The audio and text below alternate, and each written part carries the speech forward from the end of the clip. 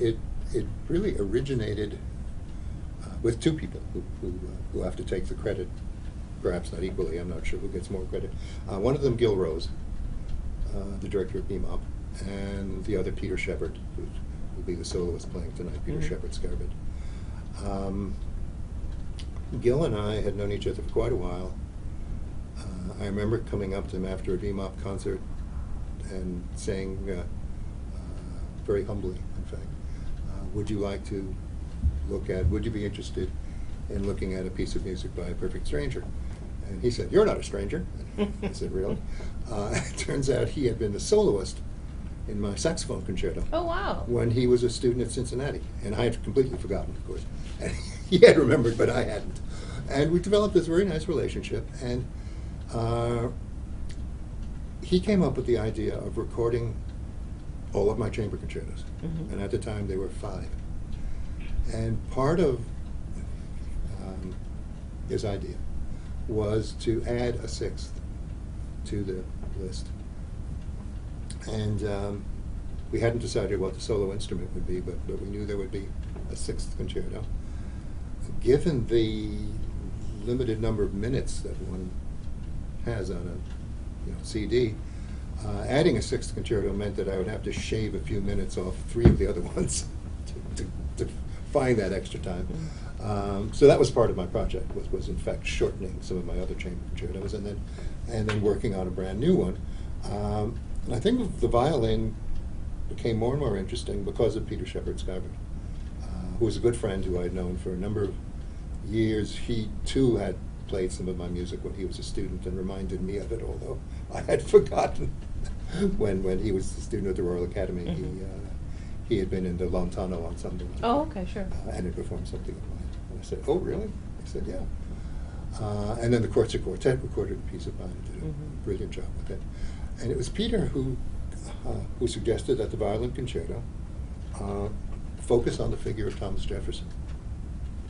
And I think, like most Americans, just associate Jefferson with politics, with statecraft, whatever you call it, as president, as as ambassador, as the author of the Declaration of Independence. Architect. Architect.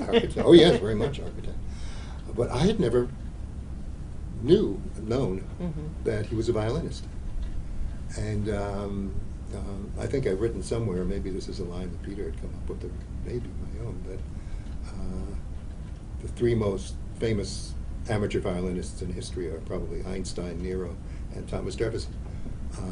And Jefferson had this huge collection of music. He had a number of instruments, one of which I guess was a very valuable one. He practiced 3 hours a day. I mean, he really cared about the violin. So we decided to focus the concerto in a kind of quasi-programmatic way on the figure of Jefferson. And the piece, and this would be typical of a lot of my music, so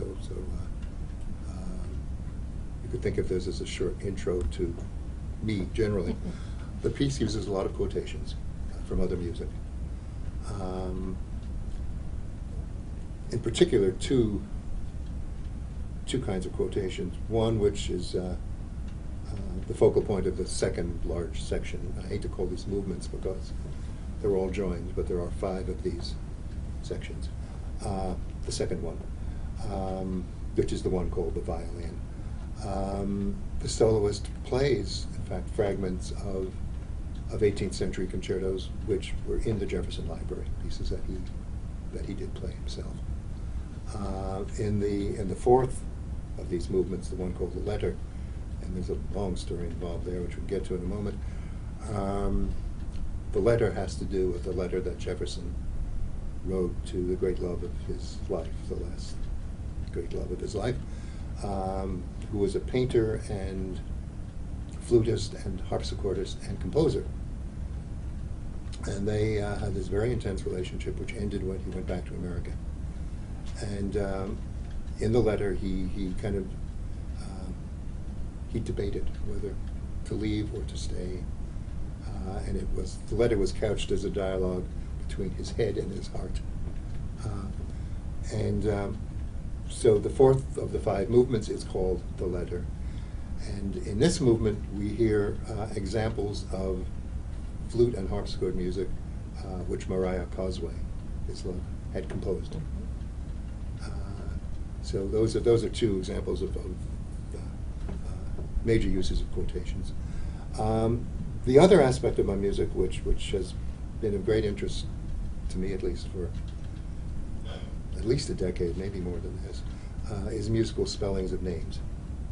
And very often, when I'm asked to compose a piece for a particular performer or for a particular instrument or to honor a particular occasion, I look to the letters of the alphabet or to numbers, which will act as a kickstart to get me going. They're really, I mean, I find them inspirational, in a certain way. So in this case, I'm using the letters in the name Thomas Jefferson. And if I can backtrack for a minute, when you spell musically, well, at least when I do, there are other people who have other systems. You can take, of course, the letters A through G, which are the most obvious ones, and the S and the H, and because those come from German, and then you work with solfege. So do, re, mi, fa, sol, la, ti, do gives you the O, gives you the M, gives you the T, the R, and so on. And doing that, T, H, O, M, A, S is all usable. Jefferson winds up being F or so. You can throw away the J in the end. And one particular aspect of F or so, which is the E, F, F, E, seemed to be, for me, very useful. Pregnant with possibilities. And it wasn't meant to be Achachanya, but it is, actually. And so that's used a lot. You hear it throughout the concerto. In the 4th movement, again, the letter, it becomes major, and it does this. And you get something like, it's very romantic and very Wagnerian and very, well, perhaps Wagner, I think, says up front the way but it certainly moves away from the 18th century into the 19th, stylistically. There are also other spellings. My own name is in there. I've been using my own name in pieces of mine now for a number of years. Always with the same spelling? Always with the same system? spelling. Right. It's basically E-S-C-H-A-R-T, which is, and to get the R-T, you have to decide which key you're in for your solfege. That's a movable do. And then I decided that I could actually extend that to a complete tone row.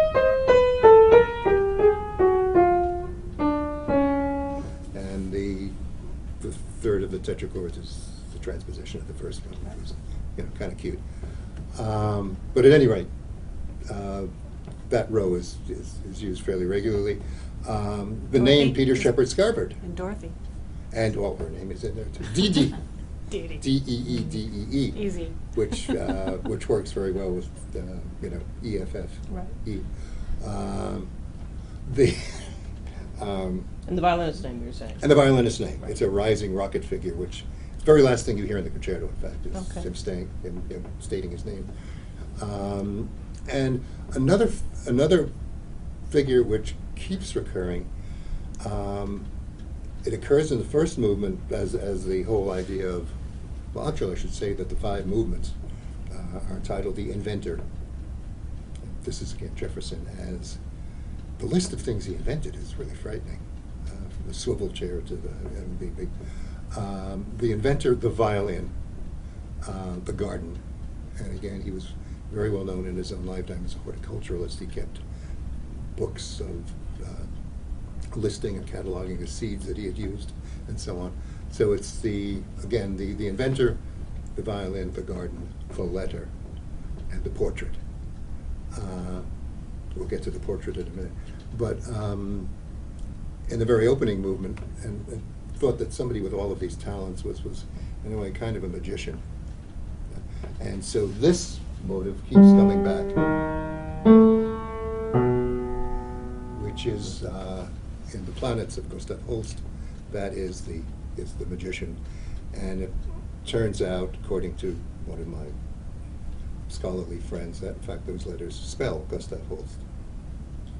G-S-A, however you do it, H. And that keeps coming back throughout the concerto. It really surfaces in the end, in the portrait. That pop, pop, pop, pop. And the portrait is referring to? The portrait is the portrait of Jefferson by Gilbert Stuart, which is in the Bowdoin College Art Museum. So we're coming back to me again, and to my connections to this wonderful small college in Maine, where I've been for 45 plus years. James Bowdoin, who was the first patron of the college, commissioned this one portrait of Jefferson and one portrait of Madison from Gilbert Stuart. And they're in Brunswick, Maine. So anyway, that's the portrait. But I also use the word portrait as a larger symbol, that it was basically the persona, the summation of everything you heard in the preceding 4 sections. So in a way, it's a giant recapitulation.